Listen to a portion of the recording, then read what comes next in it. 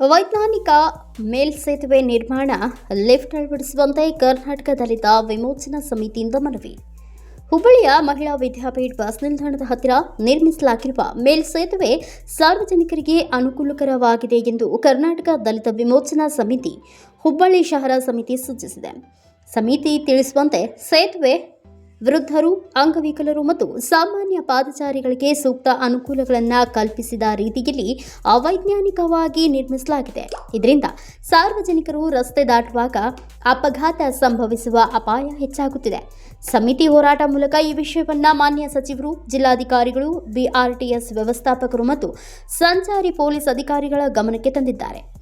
ಸಮಿತಿ ಬಿಆರ್ಟಿಎಸ್ ಆಡಳಿತಕ್ಕೆ ಸೂಚನೆ ನೀಡಿದ್ದು, ಸೇತುವೆಗೆ ಲಿಫ್ಟ್ ಸ್ಥಾಪಿಸುವ ಮೂಲಕ ಸಾರ್ವಜನಿಕರಿಗೆ ಸುಲಭತೆ ಒದಗಿಸಲು ಕ್ರಮ ಕೈಗೊಳ್ಳಬೇಕು ಎಂದು ಮನವಿ ಮಾಡಿದರು ಹಾಗೂ ಜಿಲ್ಲಾಧಿಕಾರಿಗಳಿಗೆ ಮನವಿ ಪತ್ರವನ್ನು ನೀಡಿದರು. ಈ ಸಂದರ್ಭದಲ್ಲಿ ಶ್ರೀಧರ್ ಕಂದಗಲ್, ಗುರುನಾಥ ಕ್ವಾಟಿ, ರಾಜು ವಾಗ್ಮೋಡೆ, ಮೊಹಮ್ಮದ್ ಬಂಡೆ, ಆಕಾಶ ಮೇಲ್ಗಾವಿ, ಉಮೇಶ್ ರೊಟ್ಟಿಗವಾಡ ಇನ್ನು ಅನೇಕರು ಉಪಸ್ಥಿತರಿದ್ದರು.